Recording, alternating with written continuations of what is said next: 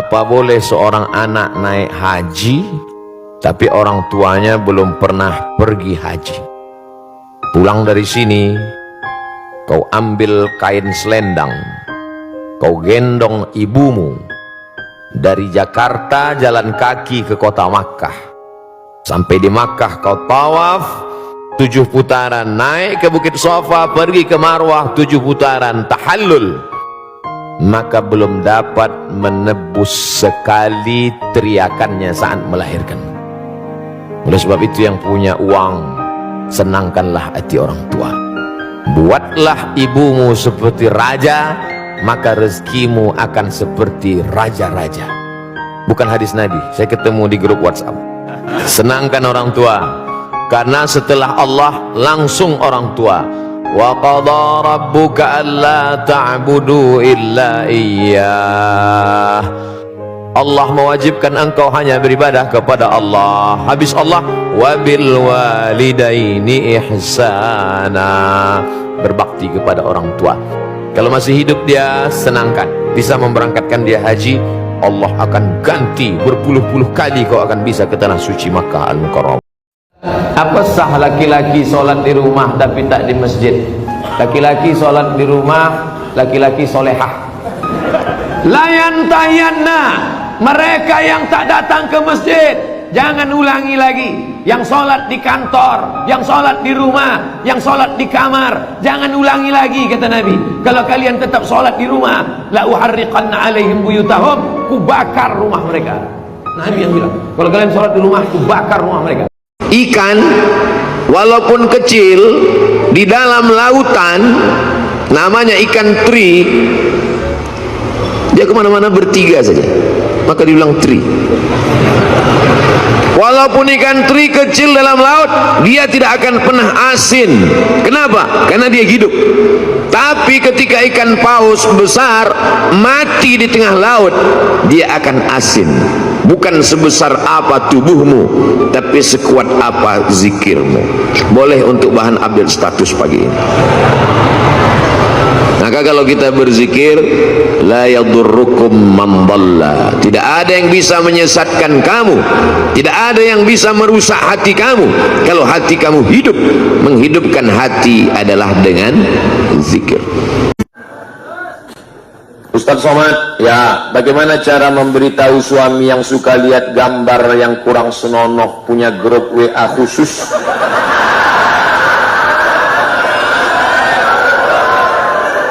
Mas, kata Pak Ustadz, laki-laki yang sudah menikah itu matanya nunduk. Man istata'a minkumul ba'a, siapa yang diantara kamu mampu menikah, falyatazawwaj, menikahlah, fa innahu aghaddu lil basar, karena setelah menikah menundukkan pandangan. Mas kok jelalatan? Dijawabnya, katamu kalau sudah nikah nunduk kan? Iya, aku dari tadi nunduk lihat WA. Artinya menundukkan pandangan, Mas. Matamu itu mesti kau jaga, karena nanti semua akan ditanya. Al-yauma nakhtimu ala afwahihim, mulut kami kunci, wa tukallimuna aydihim, tangan kami buat bicara, wa tashhadu arjuluhum, kaki kami buat bersaksi. Semua akan ditanya. Inna sam'a, pendengaran, wal basar, penglihatan, wal fuad, hati, kullu ulaika kana anhu mas'ula, semua akan ditanya. Tiba-tiba seorang anak HP-nya ditangkap oleh guru. True story, kisah nyata. Tempat, nama dan lokasi tidak boleh disebut, menjaga kode etik jurnalistik. Akhirnya ditangkap HP si anak, diperiksa oleh guru. Pas diperiksa banyak sekali ditemukan yang tidak layak. Akhirnya orang tua anak dipanggil. Ini HP kamu ya? Enggak Pak. Siapa? Punya bapak saya. Ustadz, apa hak suami terhadap HP istri? Karena banyak pertengkaran gara-gara HP.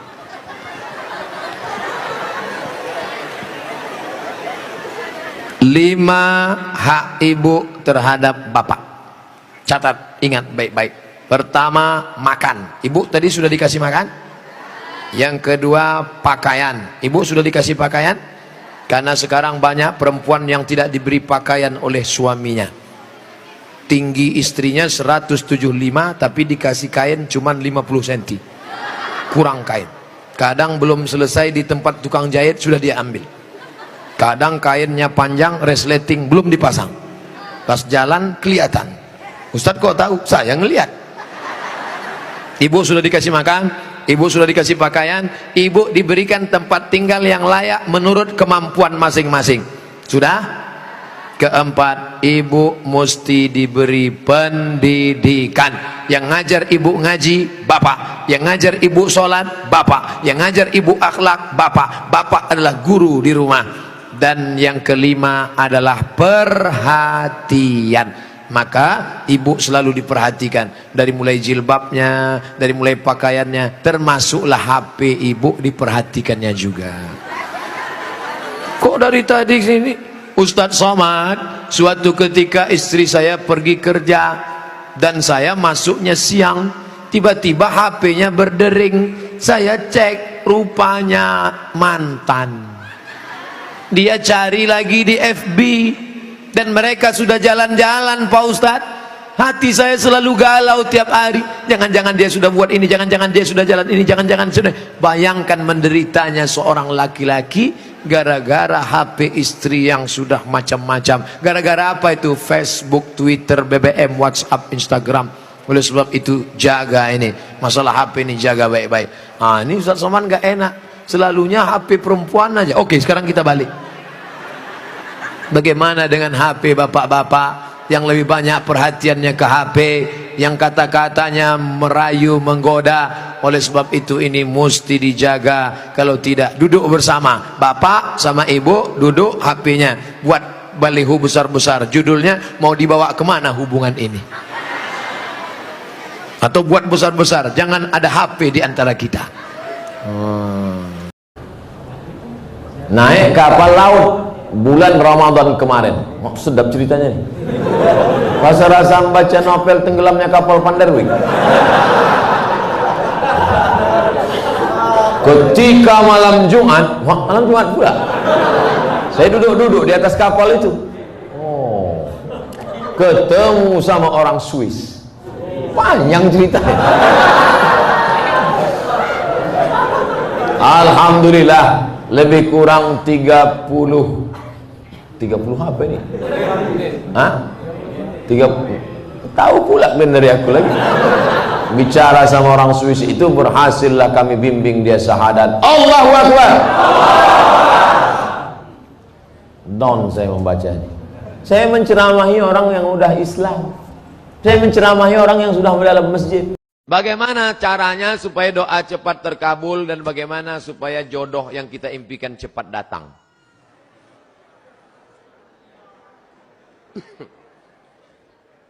Tidak ada doa yang tidak dikabulkan Allah.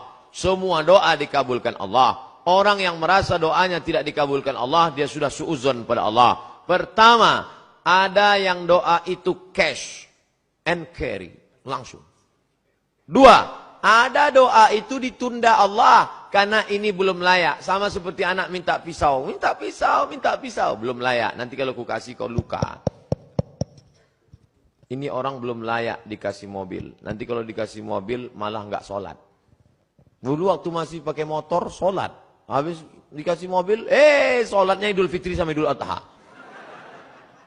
Ilmunya belum sampai.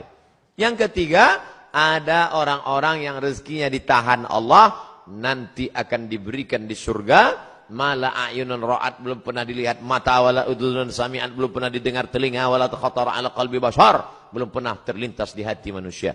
Jadi doa kita itu tetap saja doa. Ini sekarang banyak anak-anak muda nggak mau sholat, nggak mau berdoa. Assalamualaikum warahmatullahi wabarakatuh. Assalamualaikum warahmatullahi wabarakatuh. Oh, ditanya, sampean orang dungo, kamu kok nggak berdoa? Oh, yang lama aja belum dikabulkan. Ngapain nambah yang baru loh? Doa. Orang yang nggak mau berdoa itu sombong, maka doa. Ustadz, boleh nggak kalau saya doa saya sebutkan orangnya? Ya boleh. Ya Allah, itu ada ketua BEM, orangnya ganteng banget ya. Rasanya kalau punya suami seperti dia, so sweet. Boleh, apa enggak boleh? Tolonglah kirimkan angin cinta ke hatinya. Tapi kalau dia tidak menerima, kirimkan angin puting beliung sekalian. Mati. Jangan, enggak boleh doa yang enggak baik. Andai dia tidak bersudi berterima, maka berilah yang lebih baik daripada dia insyaallah. Maka kita minta pada Allah bukan yang kita mau, tapi yang dikehendaki Allah Subhanahu wa taala. Makanya bapak-bapak kadang kalau dia nikah, istrinya biasa-biasa aja. Pas ditanya sama orang, "Pak, istri si Bapak?" "Iya." "Bapak ganteng kok bisa yang gitu?" Itu yang paling indah menurut Allah. Itu artinya gagal dengan yang itu. Aku tidak melihat engkau, yang kulihat adalah orang yang sudah mengirimkan engkau. Datang utusan presiden. Kita tidak lihat dia, yang kita lihat yang mengutusnya. Ada 3 orang diberi pena. Yang satu dikasih pena, yang satu dikasih pena, 3 orang. Tapi responnya beda. Yang satu berkata, cuman dikasih pena sama Pak Gubernur. Ya jadilah daripada nggak ada pena. Yang satu marah-marah, masa cuma ngasih pena? Kasih kayak Harley Davidson. Yang satu lagi, aku tidak melihat bendanya, tapi yang kulihat adalah siapa yang memberikannya. Sehingga setiap aku menulis, orang akan bertanya, apa yang kau tulis? Tulisannya biasa, tapi pena ini pemberian sang raja. Nah, nanti begitu kau mendapat, walaupun dia biasa aja, itu siapa? Dia yang sudah dikirimkan Allah Subhanahu wa taala. Begitu. Nah, nanti bapak, ibu pulang besok kalau ada yang nanya, itu istrimu? Iya. Kok begitu bentuknya? Dia dikirimkan Allah.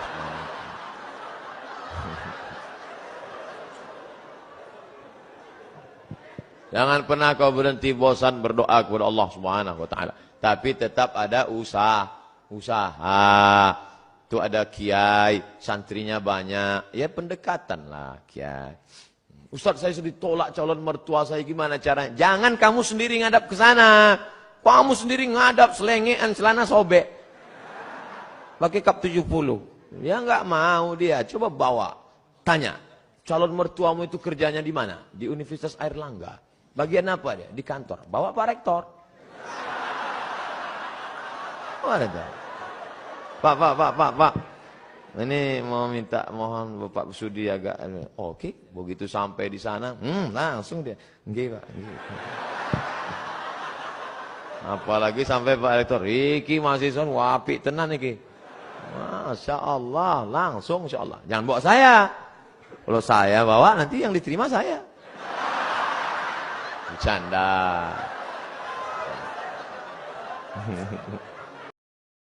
Ustaz merokok? Enggak merokok. Pernah merokok? Dulu pernah. Kan lahir tak langsung tua. Pernah dia. Kata kawan di pesantren, "Mat, ayo kita cabut yuk." Cabutlah kami. Pas cabut, inilah kawan yang tak baik nih. Masa kita enggak merokok, enggak jantan. Rokok lah kami, 5 orang. Jantan betul terasa. Begitu pas kami sedang merokok, lewat mobil kiai. Injak. Alhamdulillah tak nampaknya. Tiba-tiba mundur mobilnya. Mundur, datang dia tanya, merokok ya? Kami diam semua. Kawan yang satu ini penakut. Merokok ya? Enggak, Pak. Pas bilang enggak, itu asapnya keluar. Enggak, Pak. Keluar asapnya. Pak Ustadz, saya sering memikirkan sesuatu dan tak khusyuk sholat. Bagaimana itu Pak Ustadz? Kata Syekh Ali Tontawi, menjaga khusyuk sholat itu syaratnya 5. Yang pertama, waktu wudhu jangan bercakap. Hidupkan air keran air, basuh tangan, hakikatnya keluar dosa dari tangan. Kumur-kumur, keluar dosa dari mulut. Basuh muka, keluar dosa dari kelopak mata.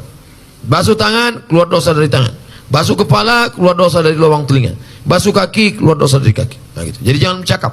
Ini sekarang banyak orang sedang berwudhu bercakap. Nah, itulah, kan aku bilang kemudian jangan tanam. Ini sawitnya sekarang memang jatuh harganya. Gimana lah? Aku bilang, maka tanam karet aja. Kau tak peduli juga kan? Nah, ini itulah sekarang. Nah, itu jadi bercampur sama dunia. Makanya waktu berwudhu itu jangan cerita dunia. Dah, Habis berwudu, dari tempat wudu ke tempat sholat tak boleh tasbih. Tasbih itu menjalin jari jemari, keretak. Tak boleh. Mereka jangan tasbih, tak boleh tasbih. Tasbih, subhanallah. Gimana kabarnya anak Syanur yang katanya hamil? Subhanallah.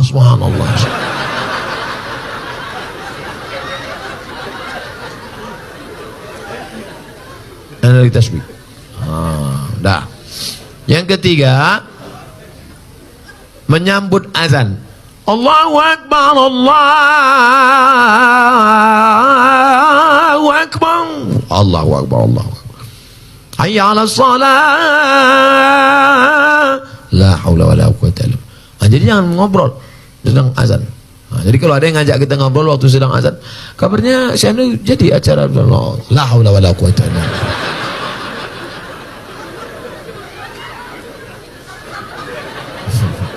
Yang keempat, solat itu membaca, namanya qiraah, bukan merenung, membaca.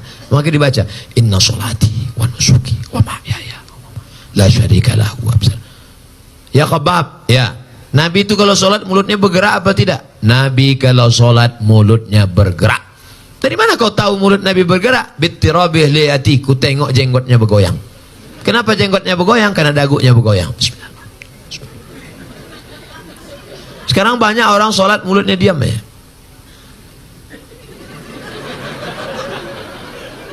Apa dipikirkan? Jadi mulut. Nah, yang terakhir yang kelima, fahami bacaan, connect antara mulut dengan qalbu, hati.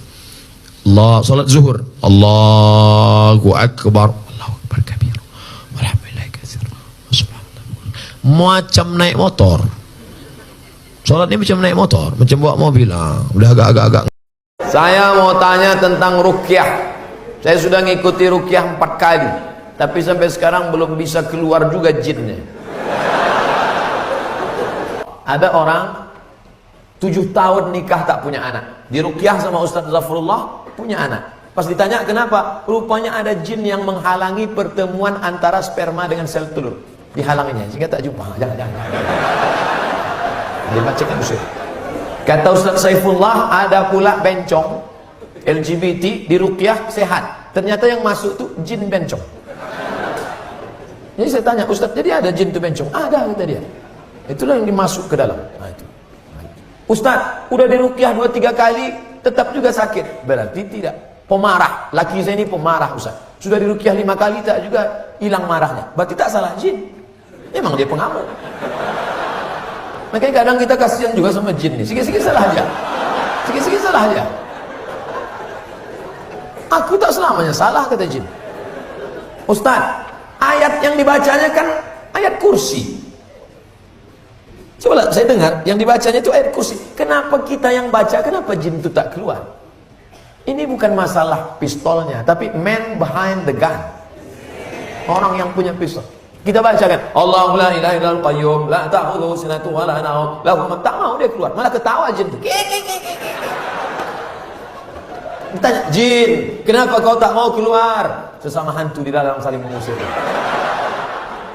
Hantu ngusir hantu, mana mau?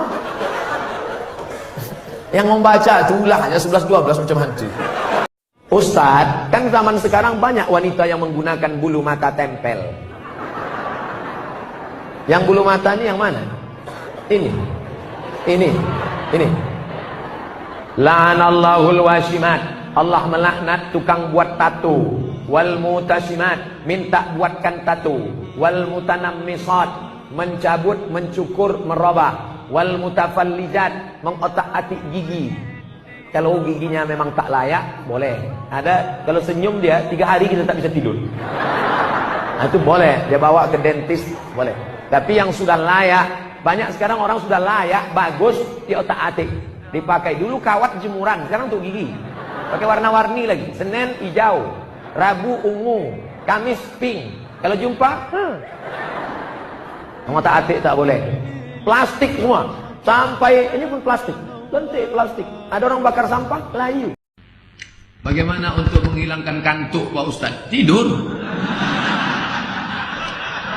Oh, bayar. Bisa mengantuk. mengantuk tidur. Saya selesai mengantuk, tidur. 15 menit pun jadilah. Jangan dipaksakan. Wa ati dhi haqqin haqqahu, itu hak dia. Perutmu mau makan, kasih dia makan. Matamu mau tidur, kasih dia tidur. Orang yang tak memberi haknya zalim. Tapi Pak Ustadz udah tidur banyak, mengantuk juga, berarti penyakitan. Cacingan berarti. Makan kombantrin 3 kali sehari. Waktu itu jam 4.45, sedangkan azan 5.10 di Aceh. Jadi mereka berhubungan suami istri, mohon maaf, karena di hotel tak dengar suara azan. Dan sudah jam 50, bagaimana tuh Pak Ustadz? Apakah mereka terkena kafarat? Aku pula tak tahu jam. Misalnya pura-pura tak tahu aja. Misalnya, pura-pura tak tahu bertanya ke saya, mencari pembenaran ini. Jam sekarang tak ada alasan, HP sampai 3 biji, jam.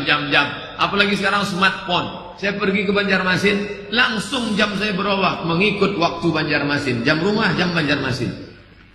Punya pakai smartphone orang bonga. HP-nya smart, cerdas. Bayar kafarat. Puasa 2 bulan berturut-turut. Apakah boleh berdoa sangat lama pada saat sujud terakhir sebelum tasawuf akhir? Soalnya saya melihat ada jamaah sujudnya lama kali.